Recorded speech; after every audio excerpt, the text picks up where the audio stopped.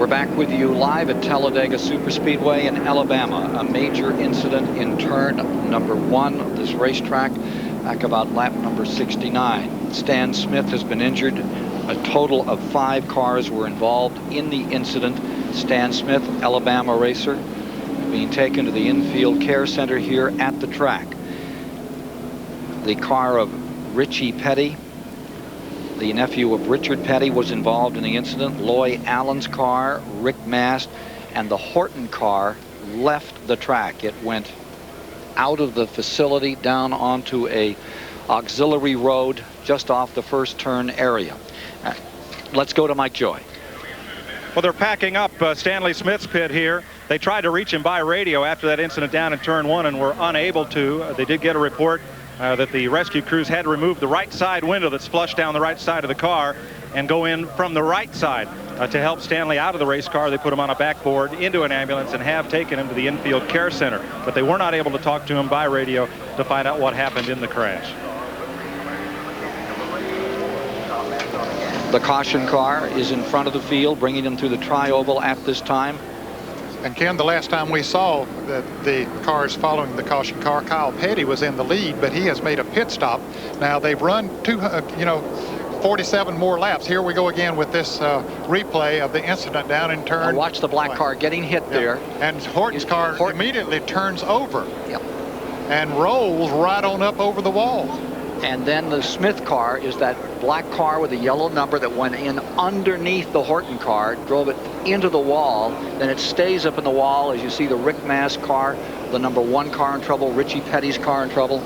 That's Richie Petty, the white car with the red numerals. And you see the Stanley Smith car, the black number 49, staying up against the wall, then comes down to the inside of the racetrack. It almost looks as if he's steering that car down through there, Ken, but you know, it was out of control. I'm in Jimmy Horton's pit. Steve Lesnewski. It's Steve Doozy. I know that from a long time. His dad used to own modifieds. You guys were as stunned as everybody else when that car went over the wall. Did Jimmy say anything on the radio or give you any indication what happened before he got out? No, we couldn't get hold of Jimmy on the radio. Either he's out of range out there in the parking lot or something. Too bad, because running good, biding his time. And, you know, these guys get to running 2-3 wide for no reason. They come down off the wall, took them out. So, tough day for the active Chevy. Okay, Jimmy Horton, though, we saw walk out of the car and, well, they just moved the monitor. They saw it the same way we did on the TV monitor here with that view from above. But Jimmy, the report is he is okay. We're getting ready to resume here. Let's take a look at the standings. Mark Martin, Jeff Gordon, Bill Elliott, Shepard, Jarrett, the front 5. We understand they are going to move Stan Smith to the Caraway Medical Center by helicopter at this time, and there are the medical people. Rescue team taking him to the chopper after this incident at the Talladega Superspeedway today, a 5-car crash. And this Alabama racing veteran of a lot of dirt tracks in this part of the country, making his first race of 1993, injured. We have no further note at the present time as to how serious the injuries, but apparently they have to be quite serious to be taken into Caraway in this manner. Horton went out of the track, rolled over several times, appears to be okay. We're going to update you on that story just as soon as we have more. 77 laps are complete. We're going back to green. As we do, Martin leads, Gordon 2nd, Elliott 3rd, Shepard 4th, Jarrett 5th, Terry Labonte 6th, Sack 7th, Wallace, Rudd, Brett Bodine, the top 10. Schrader is back in 11th. Earnhardt is in 16th.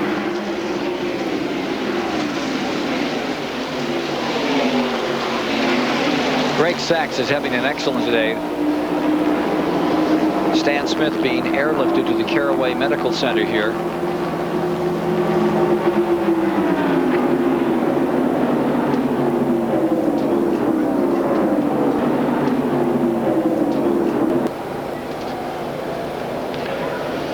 Our thanks to Captain Esch and the crew of the Goodyear blimp, Stars and Stripes, for the many overhead views of today's coverage of the Talladega Superspeedway. We're now 131 of 188 laps are complete, and it's a big war up in front. Ernie Irvan, Ricky Rudd, Kyle Petty, Earnhardt, the front four, as they continue to try to sort this race out. Caution. Yellow is back on the track. We got a major crash through the tri-oval. Car on fire coming to the line right here in front of us. It's Ted Musgrave's car, front and rear. And Bonnet's car is also involved in the incident. There are 4 or 5 cars that have crashed here in the tri-oval. There is Neil Bonnet's number 31 torn up front and rear. The Musgrave car is torn up. He's told his crew that he is okay. You're in Neil Bonnet's car. After it took a serious hit, you see the crew coming out, some of the safety crew coming out to that car. There's the 55 of Musgrave. Fireman brought Johnny on the spot to put that fire out because it was right in the fuel cell area. Lap 131. Bonnet's car lies in the grass just at the bottom of the track as you exit pit road. Wow, his car got upside down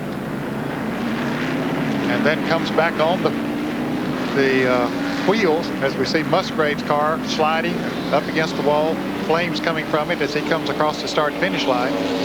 Into the catch fence went the Neil Bonnet car number 31. You can see the debris, a tremendous amount of it. From inside of Bonnet's car.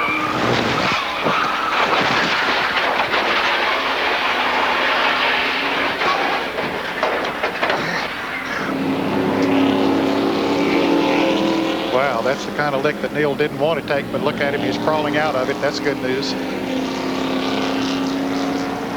All right. Neil Bonnet, okay. Last race, 1990. A life-threatening crash at that time. He said, I have to come back. I've got to run it one more time. Didn't want the doctors to tell him he had to quit. He wanted to do it on his own. Taking a look back at this car number 31, which is the car that Earnhardt had driven in the Firecracker 400 down at Daytona. Neil looks okay.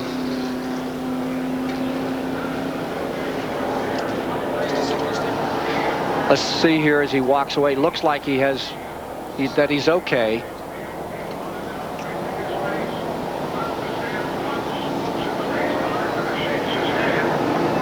Let's listen and look again. Neil Bonnet's incident.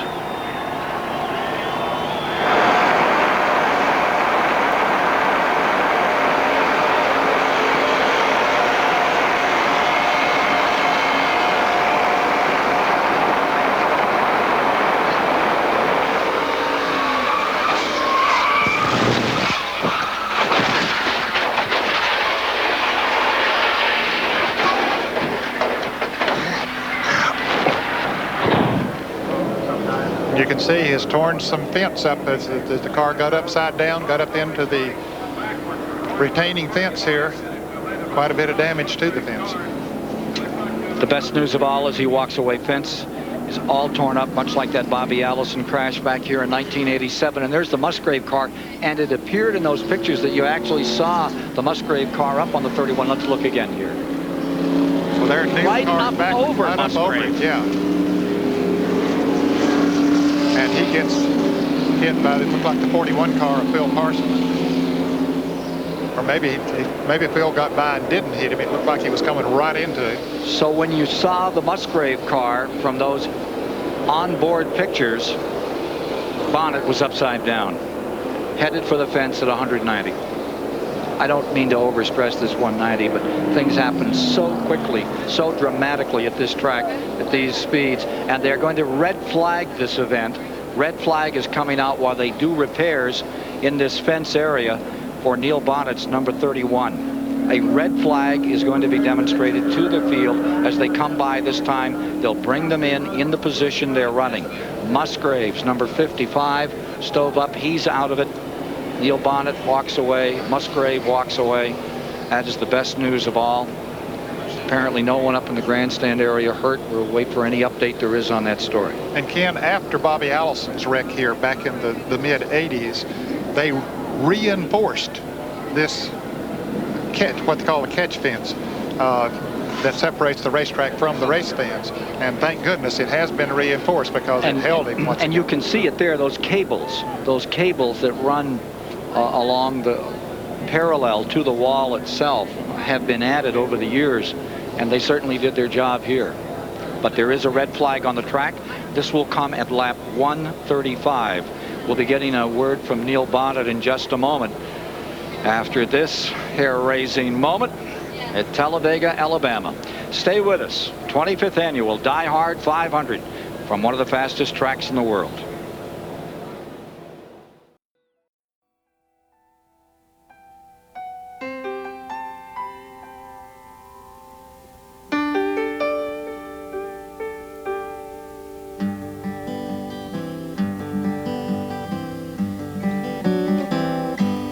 Looking back on the memory of the dance we shared beneath the stars above.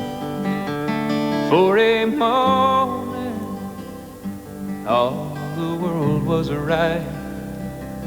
How could I have known that you'd ever say goodbye? And now I'm glad I didn't know the way it all would end, the way it all would go. Our lives are better left to chance. I could have missed the pain, but I'd have had to miss the dance.